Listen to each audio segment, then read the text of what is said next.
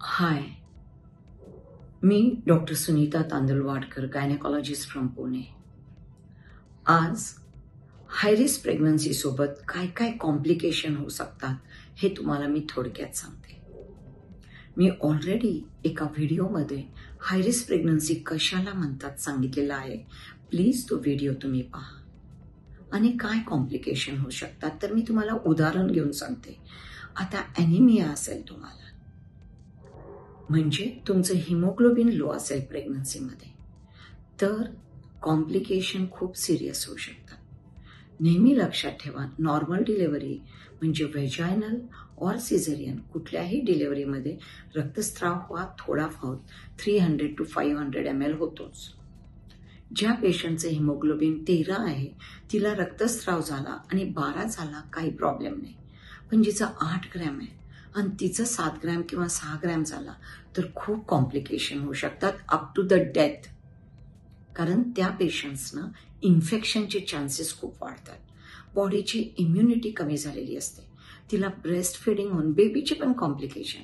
Not only 9 महिन्यामध्ये बेबीची वाढ कमजोर, बेबीची इम्युनिटी कमजोर, बेबीचं वजन कमी, परंतु ह्या बेबीला सुद्धा डिलिव्हरीनंतर इम्युनिटी कमी असल्यामुळं इन्फेक्शन्स होणं, बेबीला लंग इन्फेक्शन होणं, स्त्रीला ब्रेस्ट फीड जास्त लॅक्टेशन, दूध न आल्यामुळं बेबीला व्यवस्थित आहार मिळू शकत नाही, कमजोर असते.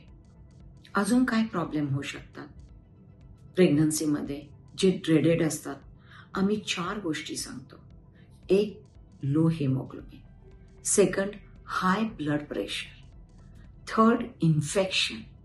अँड 4, सगळ्यात महत्वाचं, प्रेग्नन्सीमध्ये धो ब्लिडिंग होणं.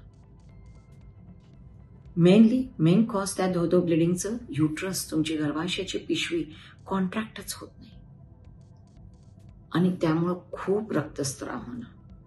हे 4 महत्वाच्या गोष्टी आहेत ज्याच्यामुळे स्त्रीला आयदर प्रेग्नन्सी या डिलिव्हरीमध्ये कॉम्प्लिकेशन्स होणं, अप टू द डेथ होण्याचे चान्सेस खूप हाय असतात. सगळ्यात सोपं म्हणजे तुम्ही काय हाय रिस्क फॅक्टर आहे ज्याच्यामध्ये अटोनिया होऊ शकतं, ज्याच्यामध्ये रक्तस्राव खूप होऊ शकतो. मल्टिपल प्रेग्नन्सी जिथे युट्रस खूप ओव्हरस्टेज झालेला आहे, एक्सेसिव्ह पाणी आहे आतमध्ये, व्हेरी लार्ज साईज बेबी आहे, ऑर प्रिव्हियस प्रेग्नन्सीमध्ये तशी हिस्ट्री आहे, त्यांनी अशा एक्सपर्ट हॉस्पिटलमध्ये गेलं पाहिजे जिथं रक्त पुरवठा, ब्लड बँक आहे, किंवा इमर्जन्सी लागली तर इमर्जन्सी हँडल करण्याची सगळी फॅसिलिटी आहे. खूपदा डॉक्टर छोट्या नर्सिंग होममधून तुम्हाला सांगू शकतात की तुम्ही हायर सेंटरला जा, तर त्यांना कोऑपरेट केलं पाहिजे. अजून एक ड्रेडेड कॉम्प्लिकेशन इज आपलं जो नाळ असते, प्लॅसेंटा म्हणतो आम्ही त्याला, ती लो लाईंग असेल किंवा कधी कधी ती गर्भाशयाच्या पिशवीच्या आतमध्ये इन्व्हेड होऊन जाते, तेव्हा सुद्धा खूप सिरियस कॉम्प्लिकेशन होऊ शकतात. सो मला वाटतं की मी थोडक्यात तुम्हाला प्रेग्नन्सीमध्ये blood pressure, infection, excessive bleeding होणं या लो हिमोग्लोबिन हे 4 कॉम्प्लिकेशनचे वॉर्निंग दिलेली आहे आणि त्याचा तुम्हाला जरूर फायदा होईल. नमस्ते.